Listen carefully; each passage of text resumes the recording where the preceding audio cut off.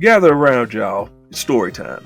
Today, we're going to talk about arcades. As a kid, I loved them. Absolutely loved them. They were like my own personal sanctuary where I could turn off my brain, open my wallet, and have myself a good old afternoon. At the time, I couldn't think of a better way to spend my time and money. But when I take off the rose-colored glasses and look back on those days, I mean really look back, I start to realize that maybe, just maybe, the arcade wasn't as great as I thought it was. From a distance, all the bright lights and exciting chiptune music made me think I was about to strut up in Caesar's palace or something. Then I stepped inside and found out I'd just been bamboozled. The place looked like it was being run by the f***ing powder gangers. It had all the post-apocalyptic amenities you'd expect. You got the ceiling with at least a dozen missing tiles, the Spencer's clearance aisle disco ball, the carpet that looked like it was stripped from a seedy one-star love hotel by a hippo with IBS, who then decided to rub its soiled ass all over it before super gluing it to the floor. And let us not forget the delightful smell that seamlessly blends the acrid aroma of decade-old piss, musty armpits, Doritos, and the ever so faint perfume of stale cigarette smoke, despite the arcade being a non-smoking zone. Lovely, just lovely. Selection-wise, the games were all over the place. Front and center were the, at the time, modern classics like Street Fighter II, The Simpsons, and Terminator 2. You know, the good shit. Then there were games I had never heard of like Wall Street and Space Panic. These forgotten outcasts of yesteryear were stuffed in a dark, lonely corner, covered in dust and cobwebs like last-minute attractions at some podunk community center haunted house. Nearly every game cabinet, new or old, popular or unknown, was usually in some stage of disrepair.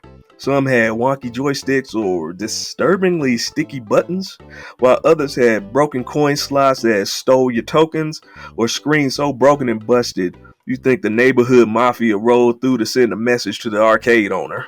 The only things that consistently worked were the whack-a-mole and skee-ball machines, where you could blow through your whole allowance trying to win enough tickets to trade in at the prize counter for a 2-cent eraser topper, a single Tootsie Roll, or a plastic spider ring. Or you could always head on over to the requisite claw machine and fail to win a bootleg pound puppy using a metal claw with the raw strength of a prepubescent Mr. Bean. So weak. So weak. Now I know I'm making the whole arcade experience sound about as appealing as using an elephant's foot as a beanbag chair, but growing up in the 80s and 90s, I didn't care about silly little things like health ratings and safety codes. All I knew was that the games in the arcade looked way better than their home console counterparts. Even if both versions happen to be complete and utter piles of Sasquatch shit in terms of gameplay, I still preferred to stick my hands in the more aesthetically pleasing of the two. There were exceptions, of course, like Turtles in Time for the Super Nintendo. It was better than the arcade version. Yeah, I said it. Want to fight about it? I don't want peace. I want problems, always. Well, too bad. I got a bad back and 2 bad knees, so ain't no fighting going on up in here. Sorry, y'all, but I don't make the rules. But even if an arcade had all the popular games of the day, all in perfect working order, it didn't do a lick of good if you couldn't actually play them. Now, there were several factors that determined if you got time on the stick or just stared enviously from the sidelines like a jabroni. The first was whether or not the token dispenser would take that wrinkly, tattered up dollar bill that's been balled up in your pocket since the Precambrian. Sometimes the machine would work just fine and spit out a handful of dirty, greasy ass tokens that looked like they came from an ancient shipwreck. Other times it would turn into a choosing beggar that only accepts the crispiest, most immaculate dollar bills and pukes out everything else. But this problem could easily be fixed by just asking one of the employees for help, provided they were around and not busy cooking cucumbers in the storage room. Other obstacles, however, were a lot harder to overcome. When the game was really popular, like Ninja Turtles, X-Men, Mortal Kombat, etc., it was pretty normal to see a million people crowded around the cabinet waiting for a turn. And how did you get that turn, you might ask? It's simple. There's an unspoken arcade rule. When you want to play next, you just slap a token on the control panel. When it comes to fighting games, this gesture is basically an implied threat. Occasionally, the person on the stick would try to slide a token on the panel to get an extra turn. This, my friends, was an arcade ethics violation, punishable by anything ranging from harsh words and obscene gestures to a good old-fashioned dust-up. But these instances were few and far between. 9 times out of 10, folks were good about stepping away once their time was up. The next obstacle, on the other hand, wasn't so easy to bypass. Every so often, little kids, I'm talking preschoolers and kindergartners, would hog the best games, pretending to play them. They'd be on the sticks, having a life or death, winner-takes-all battle against the goddamn demo screen. And good luck trying to convince the little gremlins that they're not actually playing the game. You'd have a better chance beating Lexington Steel in a 3-legged race. And the parents, they weren't any help at all.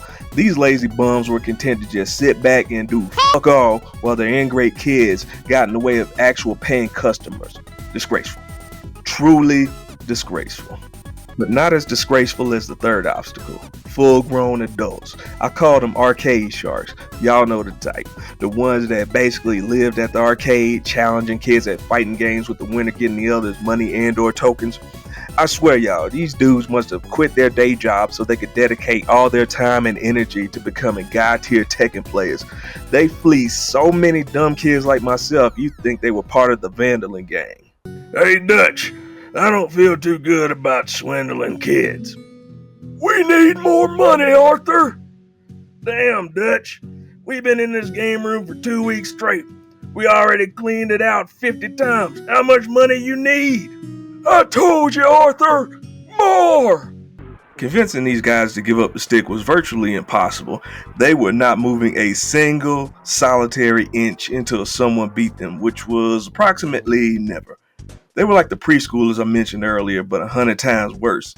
At least the preschoolers didn't hustle you to hell and back for $2 in pocket change, then brag about it.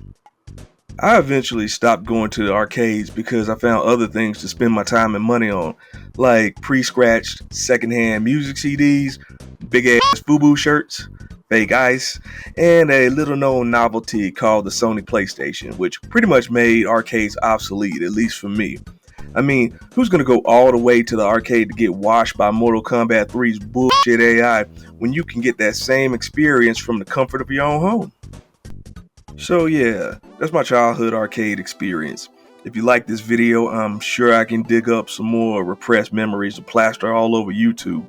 But in the meantime, y'all feel free to post your own arcade memories in the comments. The crazier the better. Thank you so much for watching, and I'll see y'all on the next go round.